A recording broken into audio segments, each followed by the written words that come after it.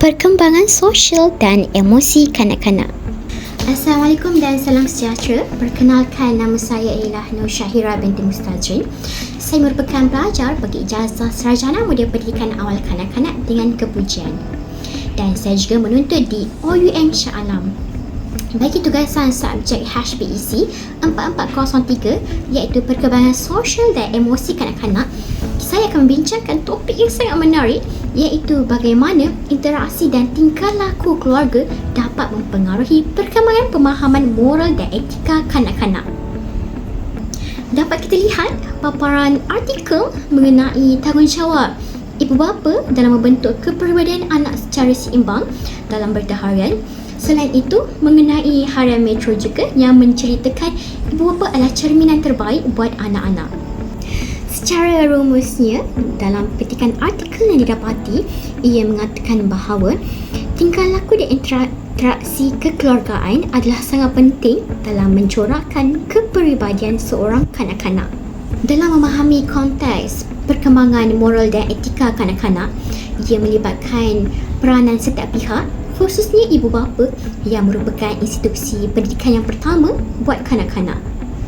Bukan itu sahaja, dalam memahami perkara ini, ia adalah suatu komponen yang sangat berharga bagi sesiapa sahaja yang terlibat dalam kehidupan kanak-kanak, sama ada sebagai ibu bapa, guru atau penjaga.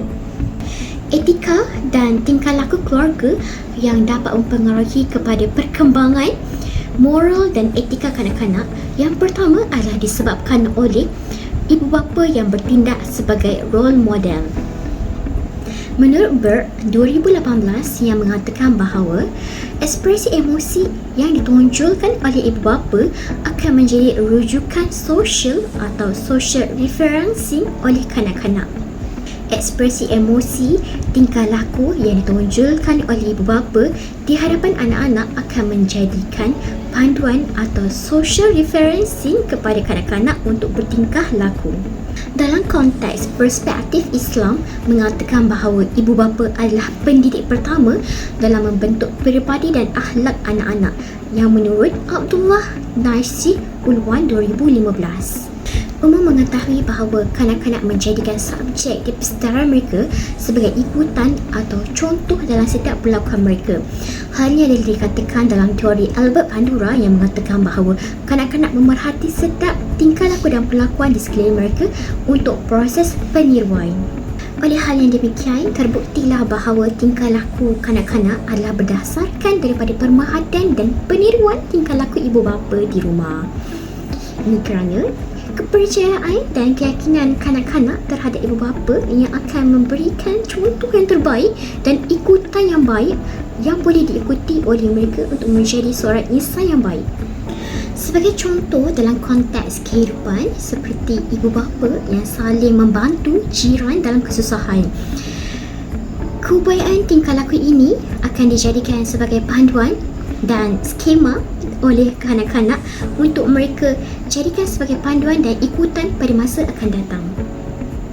Seterusnya, interaksi dan tingkah laku keluarga adalah disebabkan oleh kemahiran komunikasi yang baik. Menurut Daman Hori 2022 yang mengatakan bahawa corak komunikasi akan membentuk hubungan sosialisasi yang akan memberikan pengaruh yang signifikan di dalam mencorakkan overt behavior kanak-kanak. Hal ini dapat dibuktikan melalui kanak-kanak sering menjadikan ibu bapa sebagai tempat untuk mereka meluah dan menceritakan situasi maupun pengalaman yang pernah dilalui. Ini akan menghasilkan jaringan akrab antara anak dan ibu bapa daripada hasil kepercayaan kanak-kanak kepada mereka. Kesannya, ibu bapa dapat melahirkan suasana yang aman dan damai untuk kanak-kanak menzahirkan dan mengekspresikan tingkah laku dan emosi mereka dengan betul. Hal ini akan membantu ibu bapa untuk menerapkan nilai kesabaran, nilai etika, nilai moral tolong-menolong kepada kanak-kanak sebagai panduan di atas penyelesaian masalah yang dilalui oleh mereka. Berdasarkan kemahiran komunikasi juga, kanak-kanak akan dilatih dan diberi panduan oleh ibu bapa mengenai perkara yang betul atau salah dalam kehidupan mereka. Akhir sekali, interaksi dan tingkah laku keluarga yang dapat mempengaruhi perkembangan moral dan etika kanak-kanak adalah rutin dan disiplin di rumah. Bagi sesetengah keluarga yang mempunyai pendekatan disiplin berbeza dalam penyampaian pengajaran moral kepada kanak-kanak. Kaedah disiplin yang konsisten dan adil boleh membantu kanak-kanak untuk memahami akibat daripada tindakan mereka dan kepentingan accountability, iaitu mengukuhkan keupayaan mereka untuk membezakan antara tingkah laku yang boleh diterima atau tidak diterima oleh masyarakat. Kaedah rutin dan pendisiplinan ini adalah merupakan salah satu asbab kepada pengaruh etika dan moral kanak-kanak. Sebagai contohnya, kanak-kanak yang berdisiplin iaitu mempunyai rutin harian daripada pagi, mengemas rumah, membasuh pinggan, bersama-sama mempunyai jadual harian untuk mengemaskan pinggan-pinggan, untuk mengemaskan meja makan selepas digunakan. Ini merupakan kaedah ibu bapa untuk mendisiplinkan kanak-kanak mengenai rutin. Ini adalah topik yang sangat memberi kesedaran kepada ibu bapa, terutamanya dalam menggalas tanggungjawab untuk membentuk tingkah laku positif kanak-kanak. Kanak-kanak diibaratkan kain putih dan ibu bapalah yang akan mencorakkannya. Semua kanak-kanak ini akan memahami dan menelusuri setiap nilai demi menjadi seorang rakyat dan pemimpin yang berwawasan tinggi.